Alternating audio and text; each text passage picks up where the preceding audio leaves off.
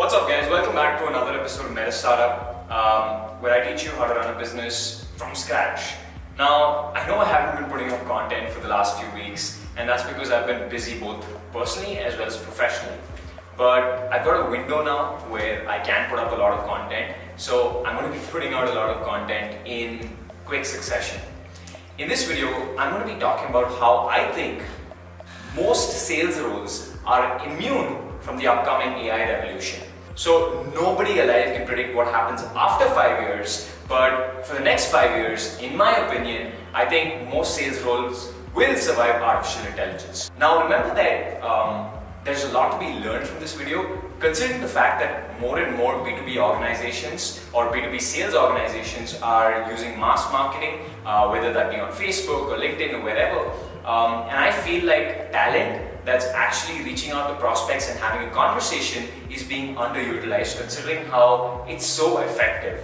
Now, one of the main reasons why I don't think AI is going to replace core sales jobs is because humans have the ability to show empathy and trigger empathy in their potential prospects. Now, what that means is that what you sell is not as important as how you sell. Now, remember that, especially with sales, the art of conversation is actually an experience that the prospect goes through. Now, if you don't believe me, almost 5 or 6 years ago, the number of marketing automation software out there was maybe 150. Today, that number is above 7,000. How do these companies differentiate?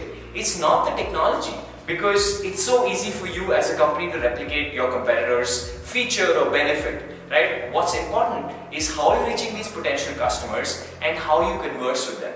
So I do not believe that AI has the ability to replicate the empathy that humans have, at least in the next 5 or 6 years. It's just very hard to replicate. Now, the next reason why I don't think humans are going to be replaced in sales roles is because AI doesn't have the ability to ask open-ended questions and integrate the answers of those questions in its sales story. Now, remember, whenever you sell something, you're telling a story. You're talking about a problem that the customer has, how your solution or how your product can benefit that problem, and where the customer will be after using that solution. Now, you have to remember that as a sales rep, one of the most important questions you can ask a customer is, what's your plan for the next year? Right? Where do you see yourself as an organization in the next year or 5 years from now? Right? Whereas the answers from those questions, right? So say a prospect answers that question, you as a sales rep can take some of those answers or parts of those answers and integrate them into that story you built for yourself. Right? So stories are no longer one way, right? As a sales rep, you're not just telling a story and the customer is listening. So the art of listening to a customer after asking him or her an open-ended question, by taking parts of that customer or prospect's answer and then making inferences from them, and then taking parts of those inferences and putting them into your story. To give you an example, it's almost impossible for an AI to ask a customer an open-ended question like, what's your mission strategy for the next year? Right? And then take the answer of that, take parts of that answer, make inferences from that answer, and then integrate it in that story of, hey, I think as a solution, we solved that one of those problems that you had in your mission statement. Right? And it's not just direct inferences, it's also indirect inferences. So you could say, oh, you want to be the leading marketing automation software in the world. Okay, that also means that you need to have HR software. So that's where we come in, right? So, for an AI to ask an open-ended question and take inferences from those questions or the answers from those questions is almost impossible. Again, it's not impossible forever, it's only possible at least for the next 4 or 5 years. The next biggest advantage that a human being has is the ability for you to be on webcam. Now, I understand that AI has got to a point where you can do deepfakes really well, you can actually have human beings with authentic expressions on screen that look like they're actual humans but are just AI generated. I still don't believe the ability to authentically replicate a human being on webcam is available yet. So I'm talking about, as a human, one of the advantages you have is your ability to sit on webcam with a client or switch on your webcam and show the client that A, you've got credibility, and B, to show really human flaws. Right? One of the most important parts of what makes us human is the ability to make mistakes. Now, don't get me wrong, you can still program mistakes into artificial intelligence, it's just very, very hard and hasn't been done yet. So one of the reasons at Avalon we try to get on webcam, and that's the second best way to sell compared to actually being face to face, is because when you're faced with somebody, it's much harder to say no as a prospect, right? So the credibility comes from obviously, the many years that Avalon has been around, and we've just built good software and we do our job well, but it's more important for you to show that trust. So like I said, there's 7,000 different marketing automation tools on the planet, but as a sales rep for one of them, it's very easy for you to build trust when you're face to face with the client, and that's where a webcam comes in.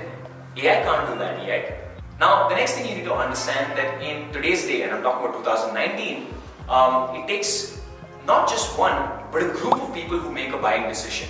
So if there's a company out there, like say if you were selling B2B software to Avalon, it's not just one person who makes the decision.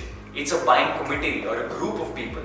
Now back in the day, maybe it was a buying committee of 2 or 3 people. Maybe the CEO took a decision along with the VP of whatever department you're trying to sell to. But today, a lot more people are involved. Maybe the CTO is involved. Maybe the VP of marketing is involved. Now, as a human being telling a story, you need to integrate all of these people in the story, because the marketing guy only cares about how your software affects his department, right? So you need to tell different stories to different people, and to do that, to make these integrated stories, you need to ask them questions as to what drives performance in their department.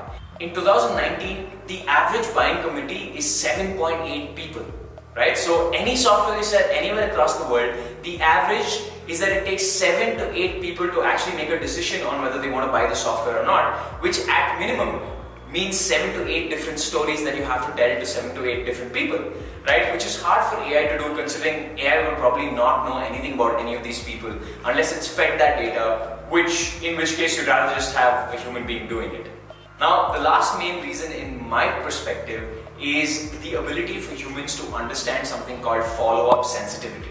Now, what humans say and what they actually mean are 2 different things. Now, that also holds good for potential prospects. So a prospect might tell you, hey, you should just check back with me in December, I'm not interested right now. And an AI might actually think that the prospect wants you to follow up in December. So the AI would mark that as an interested lead. Whereas most seasoned sales professionals know that somebody or a prospect that's just diverting the conversation to 6 or 10 months in the future doesn't actually want to buy at all. They're just making sure you don't keep following up with them again and again. So they're just like, yeah, contact me later, which is a good way to get rid of a sales rep in the short term. Now, AI doesn't understand that. The AI would actually take everything that the prospect said very literally. Now, this is very evident in something called the translation problem, or the AI translation problem. Some people call this the Chinese translator problem. So assume you're a robot. You're a translation robot, maybe Google Translate, that's translating between an American president and a Chinese president, right? So you'd actually be sitting in between. The American president tells you something, and obviously you're a translator, so you'd be able to perfectly translate that statement from English into Chinese. But the real question is, do you actually understand that statement? Are you able to make inferences from that statement? And the answer is probably not, right? Obviously the AI can simulate the fact that it's actually making inferences, and most people would argue that it doesn't really matter whether it understands it or not. The ability to really understand a statement, to understand sarcasm, all of that is not available in AI, to actually put out humor and wit. It's just, we're not there yet as a civilization, as technology, we're just not there yet. That's the important piece of this entire conversation. So in my opinion, at least for the next 5 or 6 years, I think sales rep jobs are not going anywhere, even though there's Google Duplex around the corner, even though Google Duplex can simulate things like ums and buts, it just doesn't feel very authentic. So the ability to have those flaws, the ability to truly understand what you're saying, or the ability to truly, cook up different stories depending on who you're talking to, that is something that is special to you as a human being.